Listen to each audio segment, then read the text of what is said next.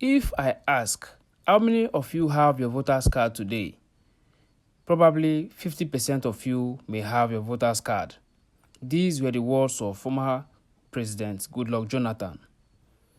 Former President Goodluck Jonathan was visited today by his supporters all over the country. They paid him a serious visit and a very strategic one at his office in Abuja. And when he finally came out, they all started reading their papers to show their interest and why they want him to contest for the upcoming election. Guess what? Immediately they started reading their papers. The man stood so calm and tried to listen to all of them, one after the other, as they read their papers. As they gradually read their papers, they hand over the copy to the former president. Then, we finished one after the other, and it was his turn to talk. He grabbed the mic and said, "It's not about running for presidency. Presidency is not a computer game that you can just play around with. It's about calculation, that they have to give him time to consult with those he believes so well in, so that he can now come back with feedback to notify them if he's going to run for presidency or not." These were his words, and the man was so calm and strategic about it. Let's take a listen, guys, as this man tells his supporters his mind and his real intent, whether to contest or not. Alright, so majority of the people are asking, is it that the man is afraid? Or there is something making him to say he doesn't want to contest or he wants to go for consultation? Because if you watch, the last election of 2023, he was also consulted. And the supporters tried to seek his opinion if he's going to run for election. He also used the same statement that he's going to consult with his people and consult widely to know if he's going to run for presidency or not.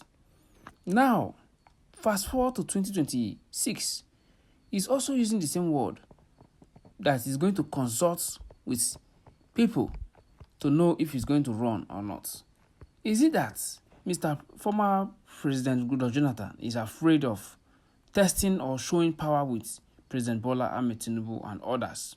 Or there is something keeping him behind that he doesn't want to talk about? At this point, guys, if you're joining us for the very first time, kindly like our post, share, comment, and subscribe to our channel so that you can be getting updates once we post. Thank you, guys. Let's take a listen. My brothers and my sisters, first and foremost, let me welcome you to my office in Abuja here, and thank you for showing interest in your country. If you have no interest in the country, you will not bother to be here. So I can say that you are showing signs of being patriotic Nigerians.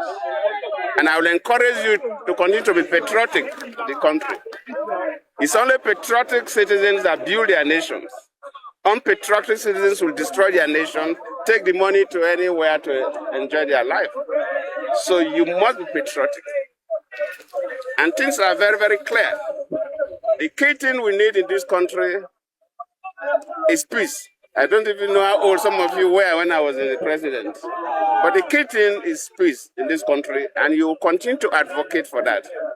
And you continue to advocate for peaceful and credible elections in the country. Because if we don't have peaceful and credible elections, most good citizens will not want to bother to get involved in politics.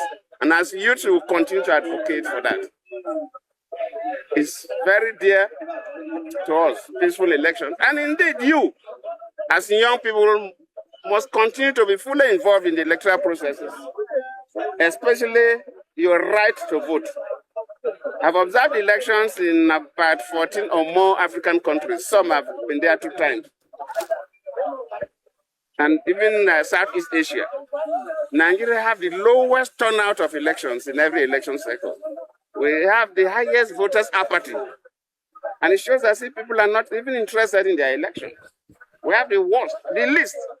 I've never been to a country that has the low numbers we have, tens of percentage of voters. I think INEC need to do something about it, need to study it, get consultants to look at it, and what is the cause, and do something. As young people, you must be involved in the electoral process. If I ask how many of you have your voters' cards now, probably 50% of you don't even have voters' cards. And you're asking me to go and contest the election. So you must be patriotic, you must participate in the electoral process. Yes, you have asking me to come and contest the next elections. Presidential race is not a computer game. But I've heard you, and I will consult widely. But the most important thing is in Nigeria that the young people will have hope. In Nigeria that will plan for our grandchildren. These countries, people travel abroad to go and enjoy. These things don't happen overnight. Leaders after leaders plan for the grandchildren and build their country. So every year you see things being added and added until they are in this kind of semi-paradise world they enjoy. The Jackpot syndrome in Nigeria has to stop. The highest level of disdain shown to Nigerian youths abroad has to stop. Even African countries that we help, African countries that even when we are students, parts of our scholarship monies we are contributing to solve problems in those countries, are treating Nigerians as if we are all a bunch of idiots and criminals. Because probably we leaders have not been able to build our country, give hope to our young people, and even attract others to come here and work.